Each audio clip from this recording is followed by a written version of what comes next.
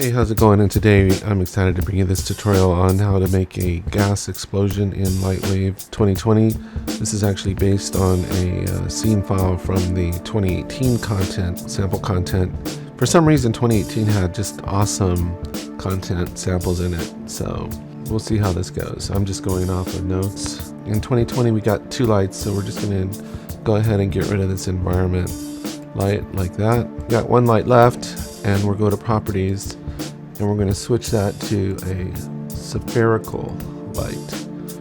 And then all these things are so interesting because there's so many settings, as you can see, and it's so easy to miss something. But one of the things you don't want to miss for this is the size of the light itself. So we're going to make that 1 meter. And then let's see, we'll turn off normalize. And on our volumetric samples, we're gonna feel we had our morning coffee, so we're gonna say 8 for that. And then on the intensity of the light, we're gonna make that a 32. Okay, and then there's this light you can play around with because it kind of lights the center of the cloud. What you'll end up with this is a kind of a cloud explosion, a gas explosion, but then you can also make some kind of really cool looking clouds with it as well. So this light actually is animated a little bit the way I have everything set up. So I'm just going to go ahead and tell you what the animation is right now. So on this is always interesting to me too. Like if you're on light, make sure nothing I didn't accidentally. It starts up in the negative. Let's see, we got here -2, 2, -2. I'm not sure why that is the starting point for the lights. That's some sort of thing. But anyway, we'll just drag this to the end. For the final position of our light on the X, we're going to have it at 1.8, and then on the Y, we're going to want it at about 1.8, and on the Z, we're going to want it at 1.78, and then that's our light movement there. So it'll move like that as this thing is exploding. It's also interesting to note that the grid here, I think of Tron when I hear that, is 1 meter. So that's something that one problem I had with recreating this effect. That's good on the light. And let's go ahead. There's only 3 objects in this particular file, scene I should say. One of them is an emitter. So we're just going to go to effects, emitter. Okay, we'll leave it called emitter. And then what we want to do, before I get into the settings on that, let's adjust our camera here. So we're kind of looking at this. Let me see how we want to look at this. Kind of let me zoom in a little bit like that, and maybe a little off to the side. Maybe like about like that. So maybe punch out a little bit like. And then we'll just go ahead, and the camera doesn't move, so we're just going to match the perspective on that. And then let's just go ahead and go into our camera view. There we go. That looks about right. Okay, so we've got our camera. I don't think there's any special settings on the camera, but let's just take a look at that real fast. Nope, nothing. That's it. That's all we have for the camera. Okay, so we have our light set. We have our camera lights and camera set. And now we have our emitter. Go back to objects, and on here the properties are pretty straightforward. Click on the FX tab. We're going to have a birth rate of 200, and we're going to have a particle limit of 2000. And then we'll go to the particles tab, and we just zero everything out here. 0 there, and 0 there. Let me check one thing here on that. Properties. Yeah, that's right. Okay, now the next one is the motion tab, and all we're going to do here is put a 4 for explosion. And believe it or not, that's it for the emitter. So if we hit play, we're good. So now we just need 2 more things. We're going to need a null, and this is going to drive our gradients, which is, I think, the unique thing about this particular effect. So we go to null, and we can leave it called null. It has a specific movement here, so I guess you could experiment and see if a different movement get you in a different spot, a different look.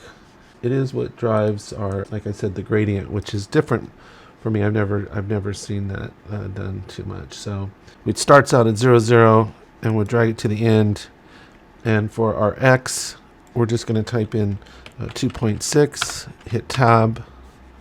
Tab should bring you down here. For the Y, you're going to end up at basically 0.6. You can type in 600 millimeters. And then on the Z, hit tab. Well, get down to the Z. And we're going to change that to negative 1.6 for that. And that sets up the motion for our... So we got our null moving.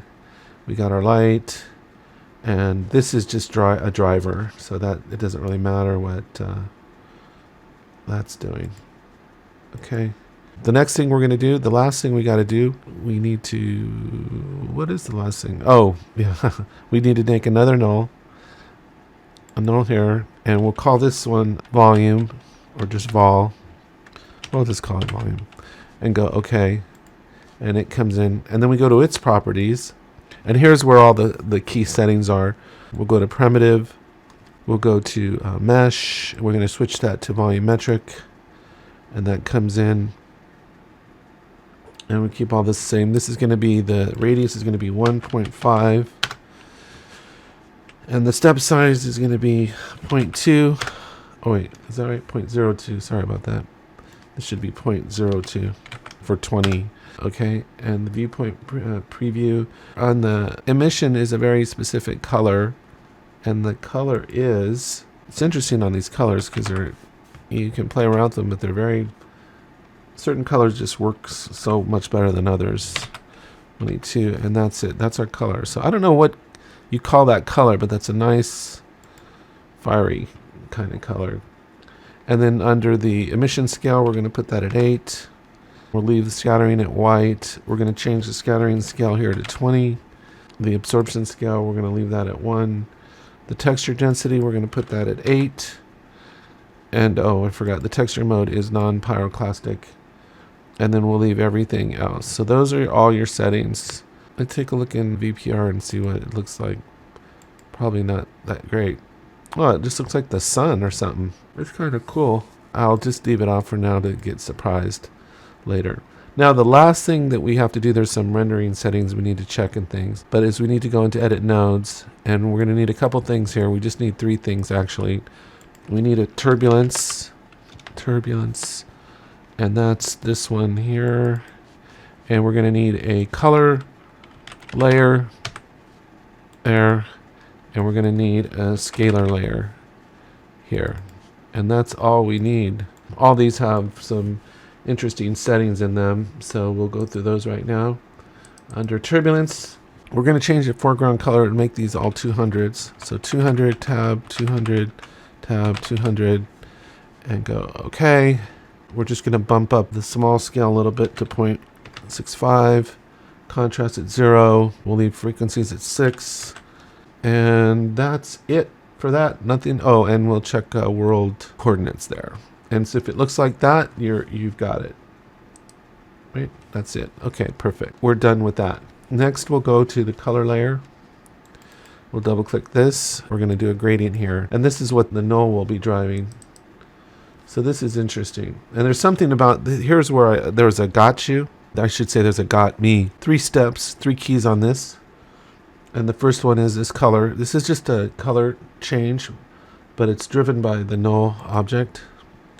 So the color here is another specific recommendation. It's 125, what is it, 158, and 255. And there's that one. Oh, I'm sorry. You know what? This one should be down here, like that. Okay, I'm going to add another key here. Add a key. I wanted to let me add in a key. Well, let's see. I'll leave that like that, and then I'll change the color on this one. Okay, so this one is going to be. Sorry about that. I messed up. I meant to start with this top one first. Okay, this color is 191.057.000. Okay, and there's that one. That should have been the first color that we entered on the first key. Then I'll click about 1/8 of the way down, like right there. And we'll double click here again. And this is another very specific color. 1876315. Okay, and there's that color.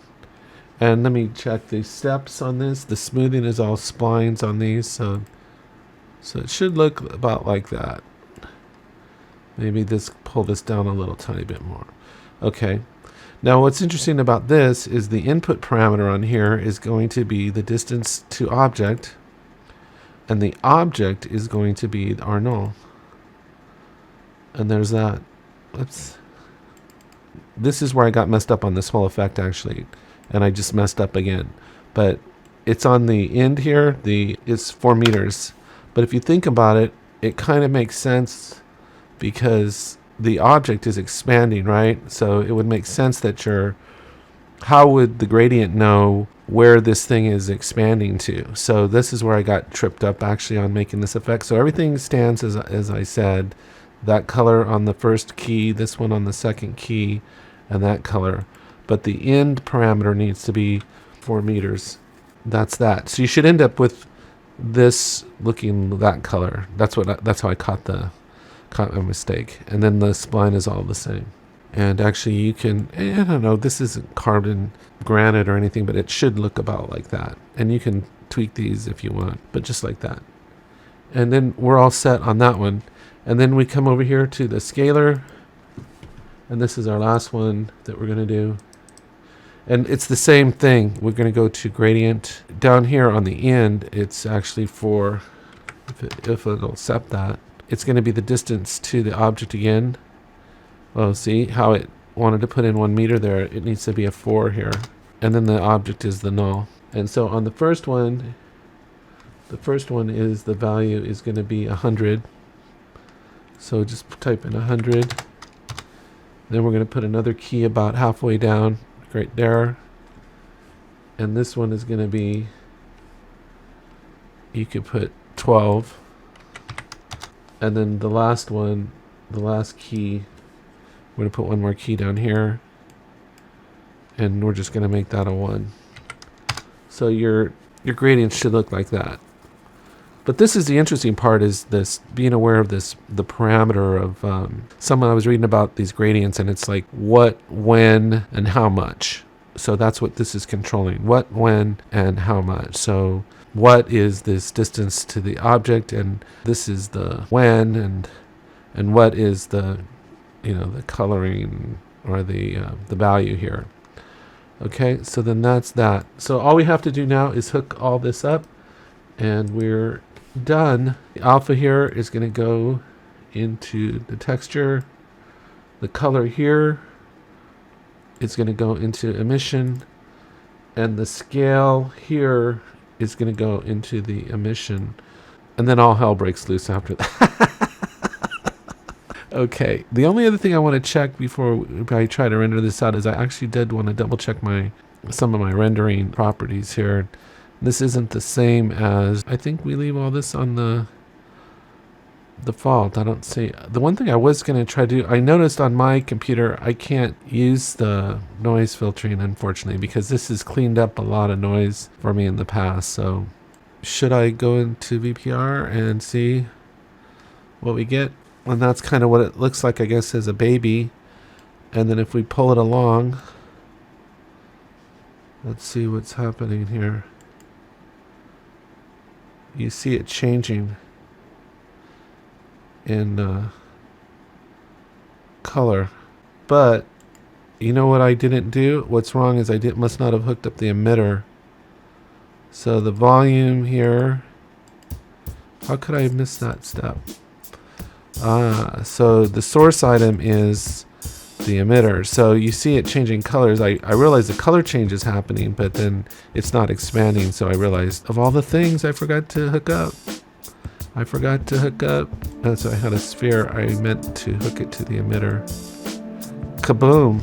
All right. So now let me go back here. That's kind of what it looks like. It's just a lot of tweaking that's involved. I noticed in 2020, for some reason, I don't know why, I was getting some noise in here, but you could play around with that spherical light where you place it exactly. But when I look at this, I really like the cloud. And we could actually, one thing I was noticing too, if I'm being completely, let me go back here I noticed that you could change the position of your camera and look at this from a little bit different angle, because when I notice this move, just looking at the null here, when I'm looking at the sample file, the null is actually, I see the null moving from, let me go just to wireframe here. I notice that you notice the nulls moving from left to right, but in the sample file, let me go into perspective. I notice in the sample file, it's going the other direction. So it could be that you want to look at it from a little different angle and just play around with that and see if that gets you something different. So let's take a look in BPR here. Let me switch match the camera to that new angle and go to BPR. You can play around and move this around and see with that spherical lighting, where you would prefer it to be. It may just be that you need to rotate around and look at it from a little bit different angle. So looking at this, I like the way that looks. I see some rim lighting up there on the right. Now these do take a little bit longer to render out, no doubt because of all the data that's involved. I hope you found this helpful. This is just kind of get you in the ballpark with playing around with some of these things. But honestly, it looks great once the renders out clean. I like the texture and I like the interior lighting on it. It's a really cool effect. So anyway, take care, have a great day, and I'll talk to you next time.